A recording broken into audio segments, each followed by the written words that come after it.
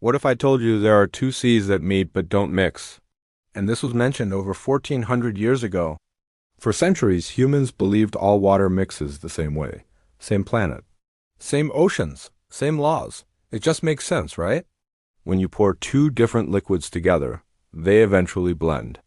But when you look at certain places on our planet, you see something that defies that simple logic. Aerial views show two massive bodies of water, side by side, with a clear line separating them. One side might be a deep blue, the other a lighter turquoise. They touch, they flow next to each other, but they refuse to become one. So why doesn't it mix? Modern oceanography discovered something incredible: haloclines. These are invisible boundaries between bodies of water that have different levels of salinity, temperature, and density. Think of it like this. One body of water is much saltier, and therefore denser, than the other. The less salty, lighter water essentially floats on top of the saltier, heavier water. This difference in density, along with variations in temperature, creates a real physical barrier. It's like an invisible wall deep beneath the surface that prevents the two from fully mixing. The water might mingle a little bit at the boundary, but the two distinct bodies of water maintain their separate identities.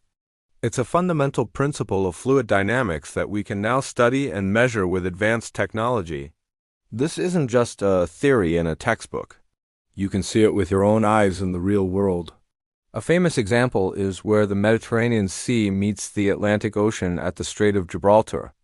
The Mediterranean water is saltier and denser, so as it flows into the Atlantic, it sinks and travels for hundreds of kilometers as a distinct underwater river.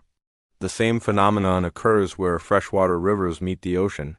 The river water, being much less dense, will often flow over the top of the salt water for a considerable distance before finally mixing. From the air, these locations present a stunning visual contrast of colors. It's not a myth, and it's not an illusion. It's a proven, observable scientific fact of our planet's oceans. Now, here's the real question that makes you think. How could anyone possibly have known this before satellites, submarines, or modern science labs? We only confirmed the existence of haloclines and understood the physics behind them in the last century. Imagine a time before any of this.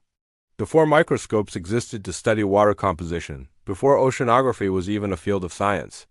The only way people could explore the sea was on wooden ships, barely scratching the surface of the vast, deep unknown.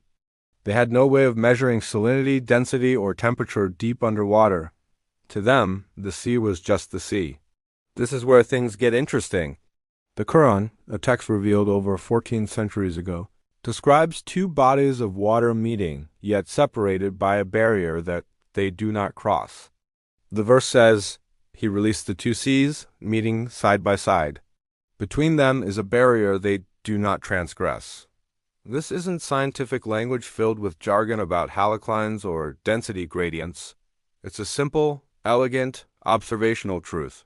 It describes exactly what you see at the surface: two seas that meet but don't mix. It was revealed in a time and place, the deserts of Arabia far removed from these specific oceanic phenomena, and at a time when there were absolutely no scientific tools to explain it. Now, it's very important to be clear here. The Qur'an isn't a science textbook. Its purpose is not to teach physics or oceanography, but it constantly invites its readers to reflect on the natural world as a sign of something greater. It says, think, reflect, observe. So when a modern scientific discovery perfectly aligns with a verse written down 1400 years ago, it makes people pause. It's a moment where the ancient and the modern seem to converge in a surprising way, prompting a deeper level of contemplation about the world and the words within the scripture. And why does this even matter today? Well, the discovery of haloclines has had huge implications. It completely changed how scientists understand ocean life, global climate systems, and the delicate balance of marine ecosystems. These barriers create unique habitats for different species and play a crucial role in how ocean currents distribute heat around the globe. This knowledge has real-world consequences, from fishing to climate modeling. It's a powerful reminder that our understanding of the world is always evolving. And it also reminds us of a simple but profound truth. Not everything that is real is immediately visible to the naked eye. There are hidden forces and unseen barriers all around us.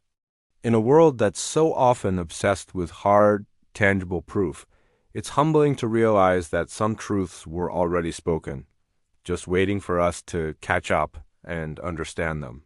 Was it just a lucky coincidence, a poetic metaphor that happened to match reality, or is it something deeper? A sign pointing towards a source of knowledge beyond human experience at the time? This question isn't meant to be answered for you. It's a question you have to sit with and explore for yourself. It invites a personal journey of discovery. The barrier between seas exists. Science confirms it. The observation made centuries ago was accurate. The real question is, what other signs in nature, in our own lives, are we overlooking that are mentioned in Qur'an already? What are your thoughts? I'd love to read them in the comments below. And if you enjoy reflections like this, subscribe for more. Thanks for watching.